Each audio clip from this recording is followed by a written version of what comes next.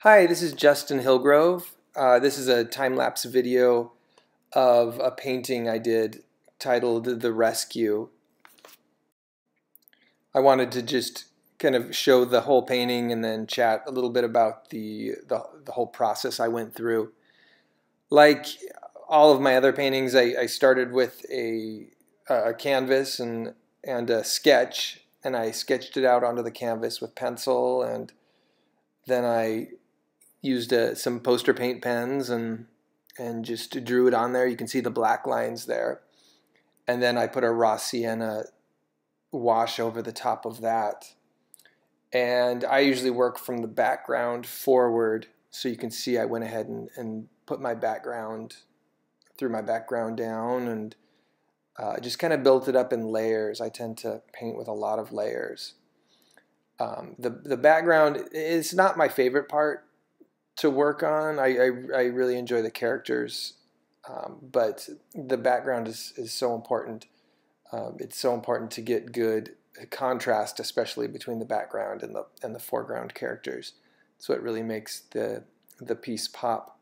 But this piece in particular, I was excited to work on because of all the detail I knew it would involve. I mean, it's taking place in a junkyard of some kind, or more like like land. And the opportunity just to kind of delve into this piece for a while and sit there and work on so many details, which is the part that I enjoy the most when I'm working on paintings. And as I work on the pieces, they kind of evolve as I work on them. You can see in the middle there, I started adding details, and I started fleshing out all these little stuffed toys that he's picking up. But if you watch the video, they kind of change and evolve, and especially in the middle there, I wasn't happy with how it was coming along, and so I tried a few different things. I end up painting over the top of the guy in the middle there, thinking I'll put a big gray guy there, and then I end up changing it for a bunch of smaller little guys. So I spent a lot of time just, I guess, painting over the same spot over and over again until I was happy with it. That's one of the things I like about painting, and especially acrylic painting, is that if you don't like something that you do, you don't just throw out the painting. You go ahead and you let it dry, and you just paint over that spot, and until you're happy with the piece. So again, a little bit about my process as I worked on this piece. I always start out with a sketch.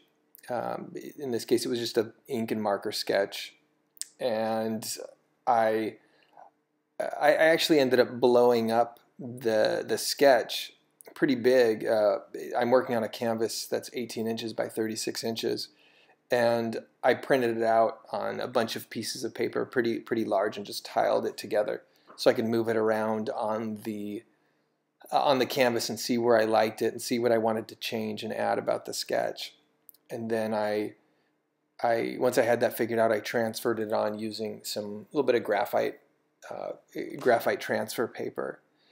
And then I just used some poster paint pens and traced my pencil, threw some raw sienna, a wash over the top of that, and just started building up layer after layer, starting with the background, and then mostly laying down base colors first, figuring out what color I want everything to be, and then not going to the details till I really figured out my tones and my lights and my darks, and getting everything looking, I guess, you want everything to look 3D. You want it to look round and toned first before you start throwing down any little threads or hairs or all that little stuff, because otherwise you're going to end up having to just paint right over the top of that. And sometimes you'll finish all your little details, and you'll realize it doesn't look right, and it's hard to go, okay, I have to paint over the top of all this.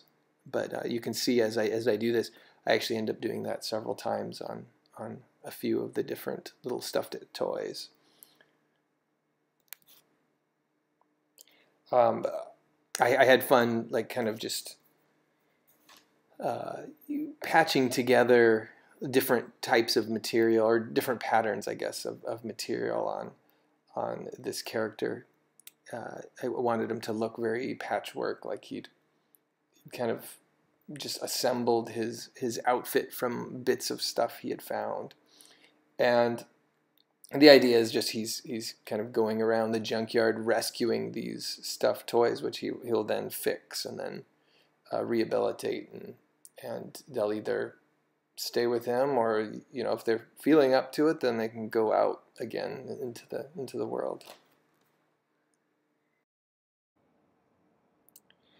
On this piece, I had a few people ask if it was inspired by Labyrinth or even the Dark Crystal, and it wasn't specifically inspired by either of them, but both movies have played such a big part in shaping, you know, my style, because I used to watch them all the time as a kid.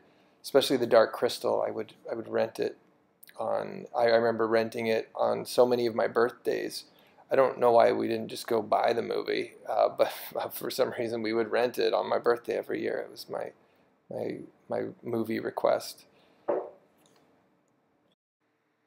Movies like those made such a huge impression upon me as a kid, and you know, continue to inspire me even now. I think back on all those amazing shows that we used to watch and books that we used to read, and they just such a huge source of inspiration. So definitely thankful to all of those, I guess, fountains of creative inspiration. So in all, this painting took me between 30 and 40 hours to complete. I didn't sit for 30 or 40 hours in a row. I worked on it off and on for over the course of a few weeks. But I'm pretty happy with how it turned out, and I hope you enjoyed the video. Thanks for checking it out.